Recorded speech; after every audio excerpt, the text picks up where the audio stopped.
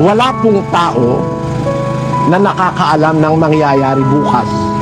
Sabi nung anak, bakit di ka nagpataksiw ka gabi? Sino kakain? Hindi ka. Masarap kasi ka ang paksi sa almusal. Bukas ng umaga, magsasangag ako. Ang almusal natin, paksiw at sinangag.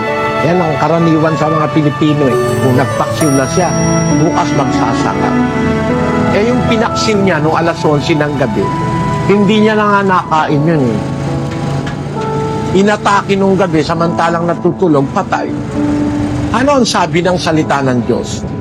Natotoo naman ito sa isang talata ng Kawikaan, Kapitulo 27, versikulo 1. Huwag mong ipaghambog ang kinabukasan sapagkat hindi mo nalalaman kung ano ang ilalabas ng ibang araw. Salita ito ng Diyos eh. Authority ito eh. Authority.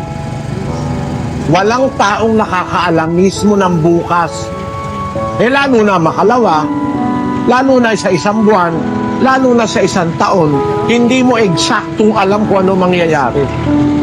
Maaari, alam mo bukas, papasok ka, magtatrabaho ka. Gaya nung babae, alam niya bukas mag-aalmusal siya. Pero hindi mo alam yung takdanan dito, hindi ka na pala makakapag-almusal.